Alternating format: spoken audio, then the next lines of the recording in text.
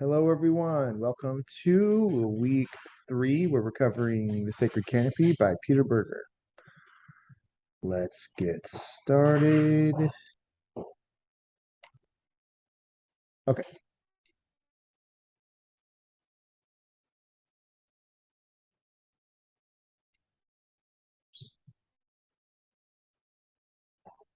Okay. And again, sorry if this is a little grainy looking. This is my first series of videos. I'll probably update them and still working out some kinks. So here we go. Sacred Canopy, The Social Construction of Reality. So, Mr. Berger was born in Australia, died in Massachusetts, lived from 1929 to 2017. He's considered to be a great contributor to the fields of sociology of religion and sociology of knowledge. So, his most famous book is The Social Construction of Reality, and written in 1966. And then after The Sacred Canopy, we use two of his chapters. Chapter 1 and 2 are almost identical to a couple chapters in The Social Construction of Reality.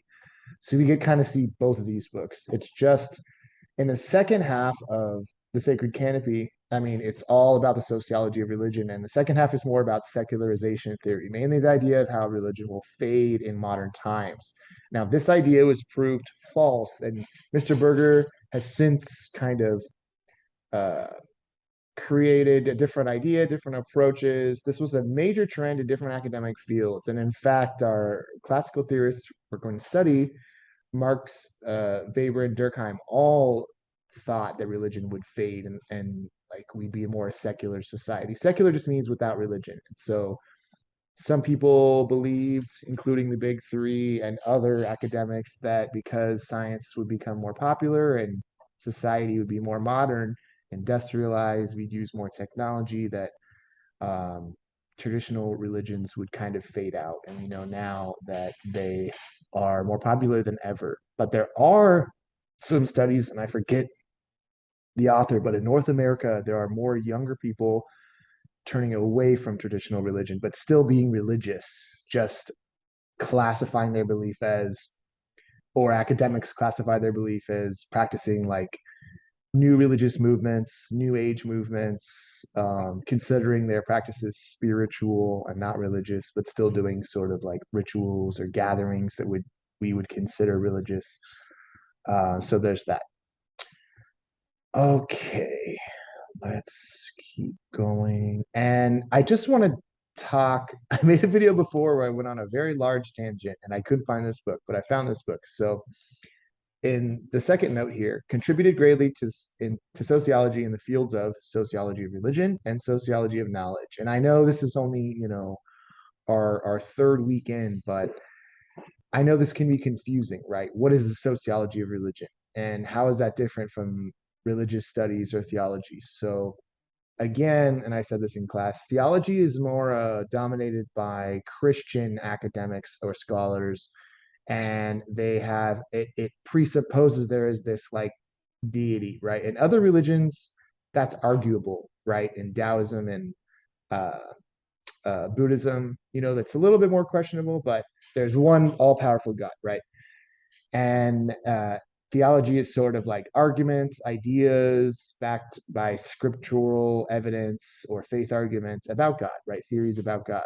But that's sort of like an insider's academic study of their own views, right? Or what exists in Christianity. So in religious studies, on the other hand, is the academic study of religion, comparative religion, all religions are equal, right? And it's a lot about textual interpretation, right? So we have to study source languages. To major in religious studies, you have to study French or German or the language that's of the tradition that you're studying. So I did Chinese because I'm more interested in Chinese religions.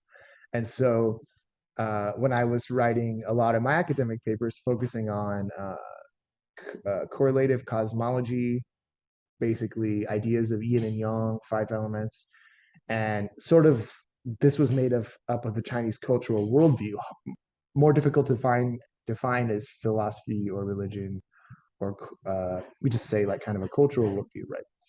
but I needed to study the language and I need to study these source texts, right? That kind of language and history aspect. And that kind of research in religious studies is in a library, right? Sociology of religion is using surveys, observation, participation in order to generate data to come up with ideas about religion, studying institutions, right? Social relationships, organizations. So, one of the largest studies, the General Survey of Religion, is at from Baylor University, and it's huge survey. I think one of the largest in the world, and we can gather data by survey answers to predict or understand trends, correlations, right, in the data, and that's very different in religious studies. You can focus on the sociology of religion, but you're going into sociology using that as a research method, right? It's different research methodology, different theories, right, that we work with.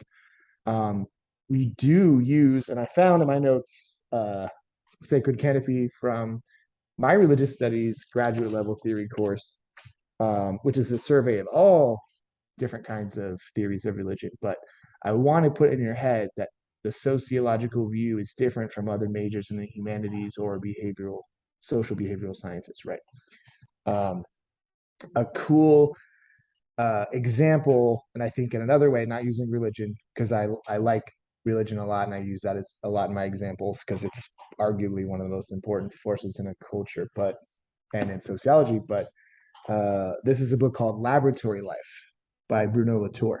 So this is like sociology of science and technology studies. This is also considered cultural sociology.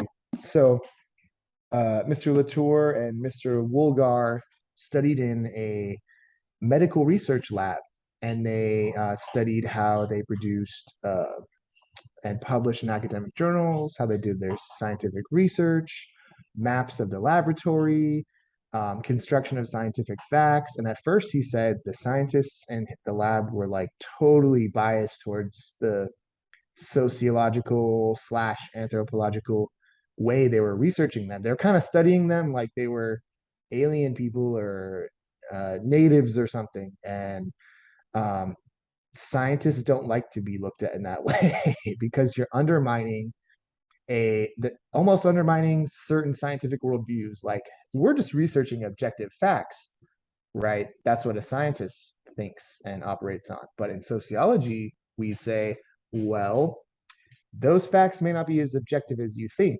They have social forces. For example, you're producing data and research, and if you don't get certain results and you don't publish, your lab won't exist. You won't get grants. You won't be producing valid scientific facts. And this is very much a social force, right? Who determines who gets what grant? How do you know if you're going to get published? This is all going to be like popular research. It could have a political angle, right? It could have uh, maybe that there's like hot trends in research that people may be more likely to study, which could be even more biased. Are they getting true information or true because they're more likely to get grants and improve their academic career? So these are all sociological questions, right? This isn't to say that there is no objective truth. That's not, don't be confused on that point. It's just that our focus and what we use when we discover those objective truths is that's suspect because of social forces, right? The research they're doing is great, but if they're emphasizing certain things, or maybe they have ulterior motives, or maybe, like exactly like the issues, political or career based decisions, is that objective and scientific? No, those are things that would skew data and research, right? And this is important. We need this sociological view because we see these forces. Nothing in our society operates in a vacuum where it cannot be affected by social forces, right? And again, this doesn't mean that there's no such thing as objectivity. It's just levels of objectivity, right? And understanding those social forces can make us more objective in the end, right? Okay, tangent over with for now. Let's see. I put that discussion note. It's what I use for lecturing class. We've already done that in both classes so far. So I wrote my style of notes. I followed his numbering scheme, and then I just made kind of a few sentences as a summary. similar to what I did with Mills, right? And the reason why I chose Mills and Berger, it's because we get a taste of contemporary sociology, and the writings very much define and discuss what sociology is, how we use it, the sociological viewpoint, right? I want you to understand that right off the bat. That's why in week one, I tried to give you evidence of the social world through the pecking order and dominance and prestige hierarchies to convince you it's real.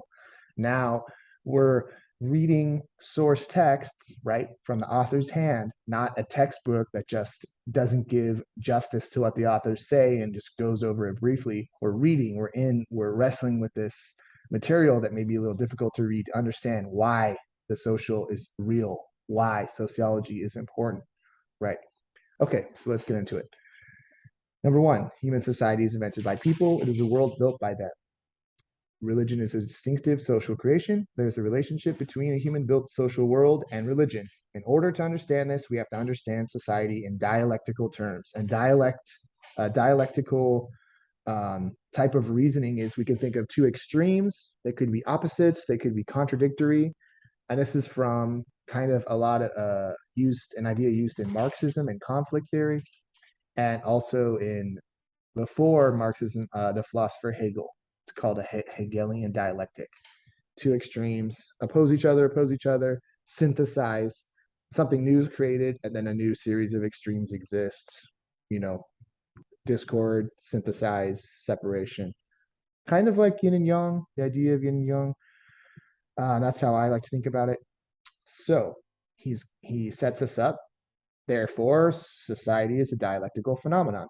There can be no social reality apart from man, yet it may also be stated man is a product of society. Every individual biography, that's Mills, is an episode within the history of society, which both precedes and survives it. So here's his statement. We can say, uh, man creates society, society creates man. These are two kind of contradictory ideas. Well, how can this exist? Because it's this process of ongoing uh, creation and internalization. He's going to talk about this. Um, uh, that's going on, right? That we are socialized from since we were a baby, but people originally made society, and then it became the norm, and then people are socialized. So, an example. Let's go to this slide first.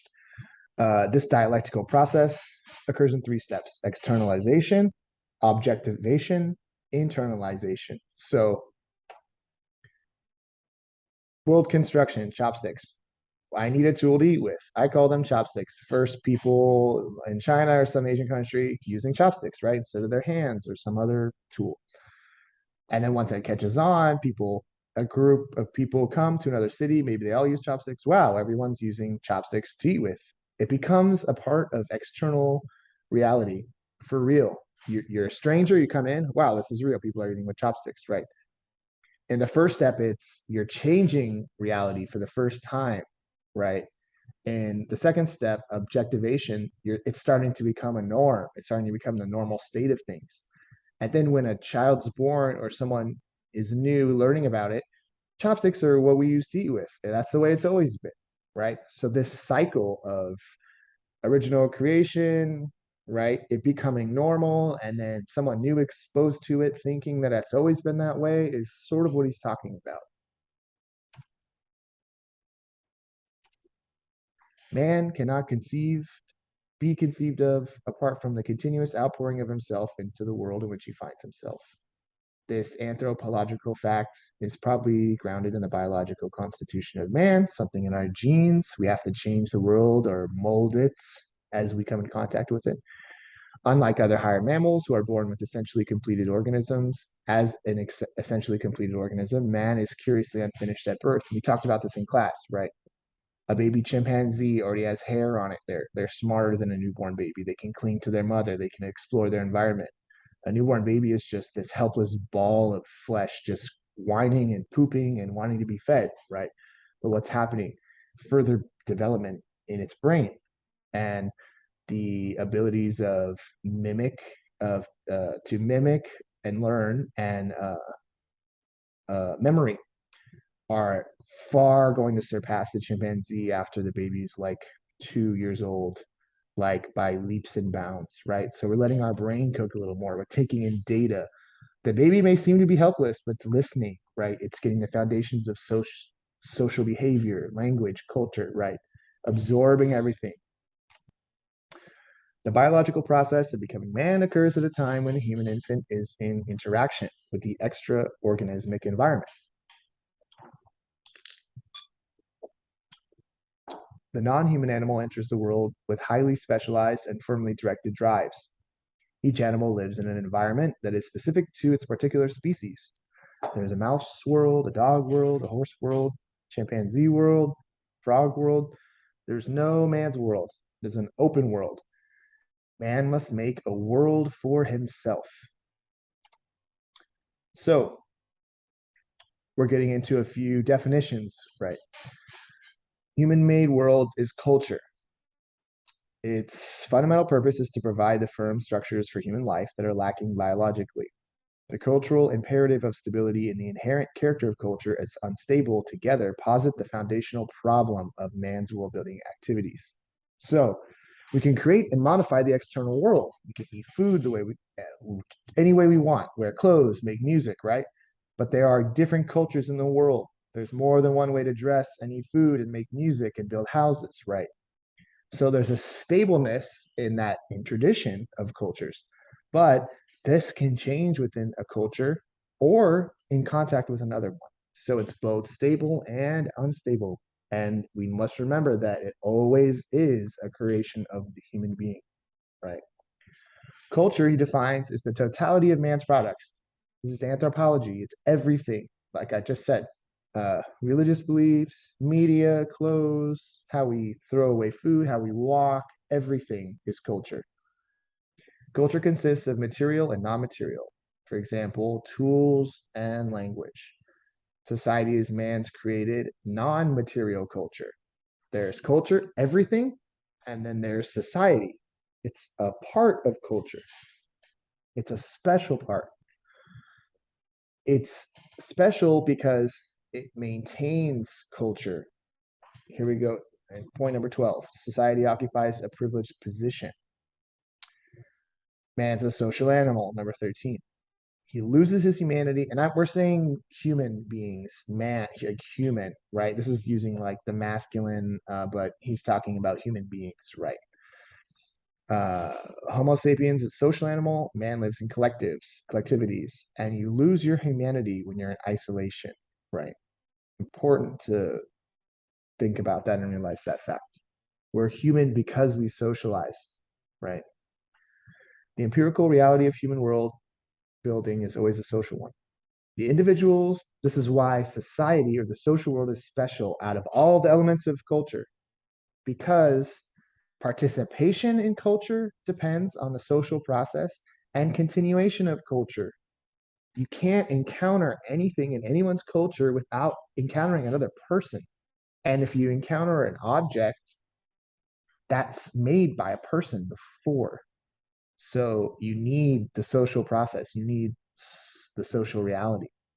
Culture depends on society for its creation, maintenance, and expansion.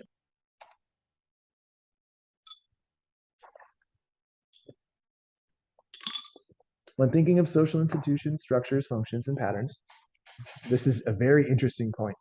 It is dangerous to believe that these entities exist independently detached from human activity and production. All culture, all social structures are made by people, right? That means they can be changed. That means that anyone else can change them. They were made by someone before you. But even though that's true, they are capable of resisting the desires of the producer. You may think you're a rebel. You may think you're in a counterculture resisting, the status quo. Let's say you're a punk rocker in the 80s, right? But there are social norms of punk rockers. There is music that is punk rock. There are hairstyles, clothing choices that make you have the identity of the punk rocker. right? You can be in a counterculture movement. Maybe you're, I don't know, vegan, or maybe you're a part of something that's against the status quo behavior, right? But the status quo can still influence you, and you might also just be a reversal or mirror image creating a new status quo, right? Maybe it was rebellious, but then it can become swallowed by the status quo, right? All those grunge bands, like you could buy a Nirvana shirt at Walmart, or you could buy a Ramones shirt at Walmart probably. And the beliefs of those bands and people who followed them at the beginning of their movements probably did not want their message to be like controlled by a status quo capitalist monster company. It's like exactly the opposite, right, of the original message. So again, social structures are created by people. Social structures can be changed, but they can influence you against your will. And I want to remind you too, guys, what we're going through is a summary of the original text. Reading it and taking notes was your homework, right? So I know it might be a little boring than reading off the PowerPoints, but these are core ideas of the source text that you should, if you go on, this is just an intro class, but if we were in a higher level 400 like bachelor's level course or master's course, we would have to memorize these things. These aren't just random notes or facts about the book. This is the material of the book, right? These are summaries of his arguments. So it's worth repeating and understanding. A tool has a being of its own that cannot be readily changed by those who employ it. It may even enforce its own logic of its being on its users. So it gives an example of a plow, right? Users of the plow, farmers, are subject to its logic. It's a real physical object. You can trip over a plow. You can be hurt by a plow. It takes up physical space. Farmers must use it to break up soil and plant in rows, right? If you're a poor farmer, you probably would have this tool loaned to you to pay it off, similar to like a tractor or all the other various agricultural equipment. People who use them don't typically get to decide how they're designed. It's kind of like this is what everybody does. This is what you want to do to be profitable on your farm, right? It enforces its external reality. There's other ways to farm, but if you're trying to make a living being a farmer, you don't want to reinvent the wheel. You want to do what everybody else is doing. Maybe later on you can design and create a company designing farm tools, but that's different from farming.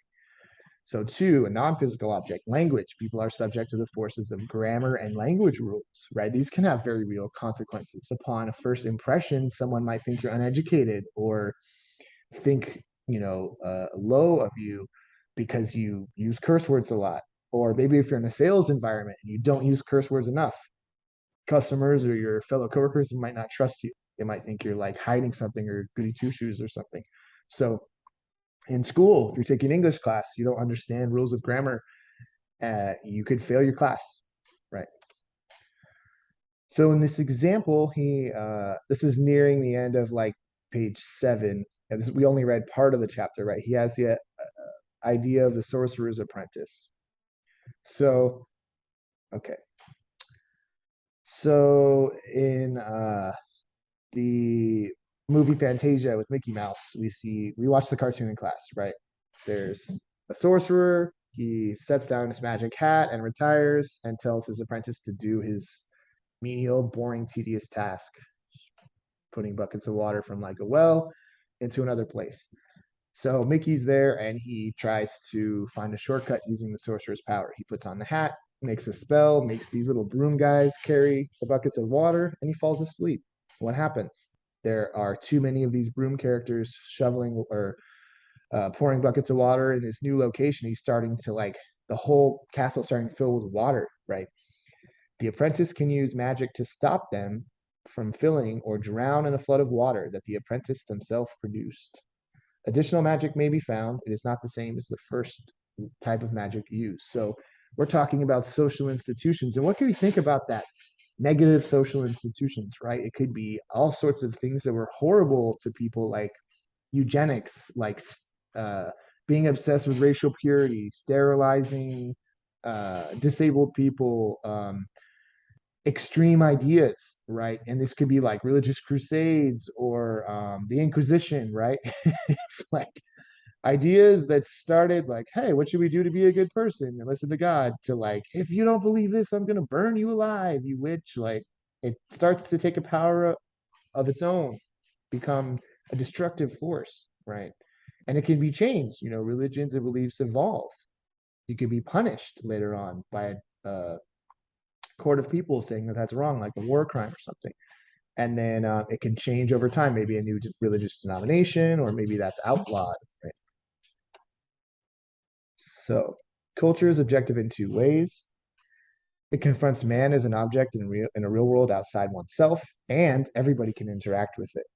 These material and non-material objects are very different from people's individual thoughts, right? We have people, and probably the more crazy, I don't want to say crazy, mentally ill and or egotistical they are. People think all the time that what they think or their ideas about the world are important, but honestly, they aren't, right?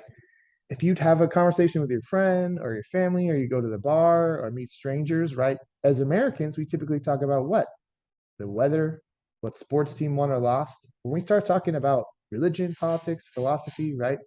Unless we have some training, which you could theoretically yourself, right? You can be an autodidact, you could be a self learner, which a lot of people in history were.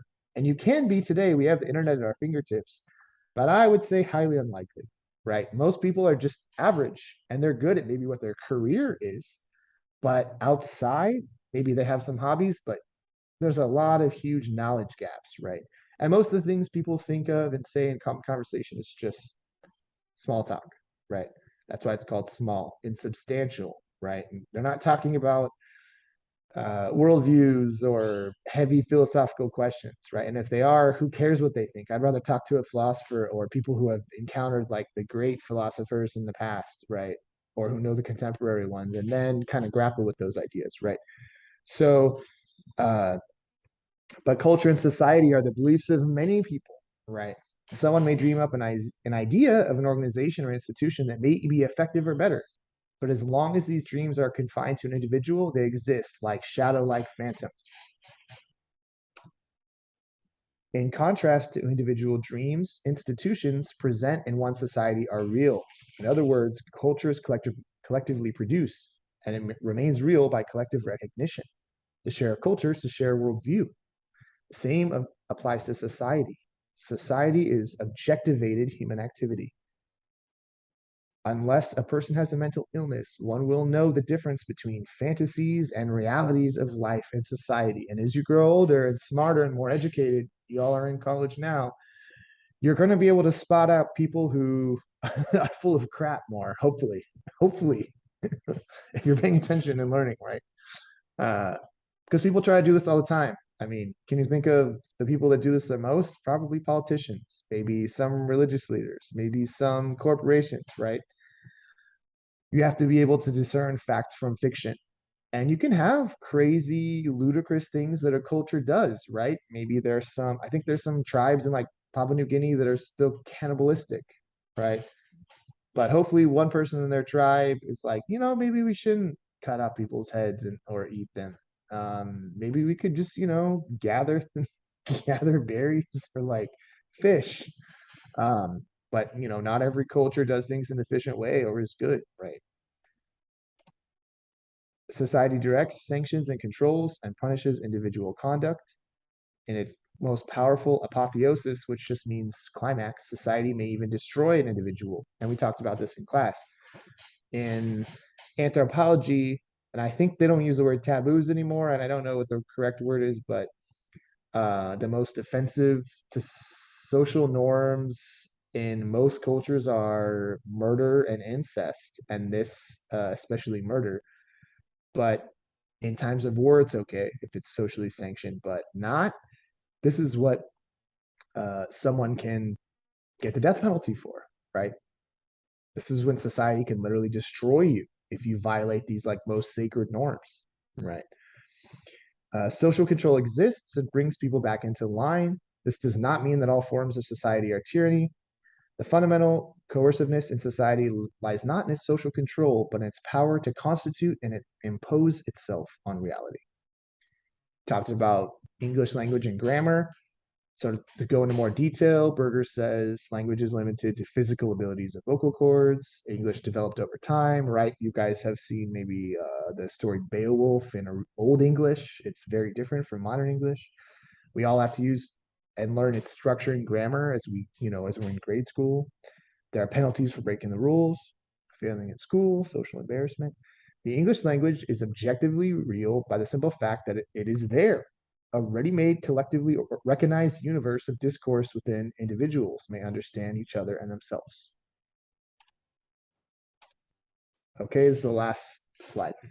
And this is not all of the first chapter. So we're covering now more than what was required in the reading. So society provides a world for man to live in through their individual biography. Mills again. The objective facts for one's biography include personal documents, name, citizenship status, occupation. These are some official interpretations. So, and to close, the individual will seek to validate his self-interpretations by comparing them with objectively available coordinates of his biography.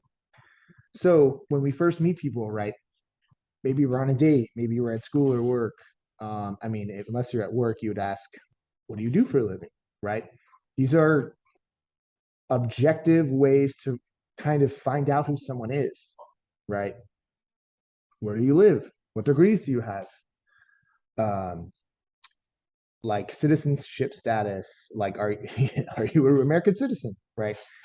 These are all not these are not everything of who we are. Human beings are more complex. Maybe we have a job we don't like. Maybe we're in the process of educating ourselves to change our career, gain some diplomas, right? You guys are all here for different reasons. But this definitely makes up some of our identity, whether we like it or not, right?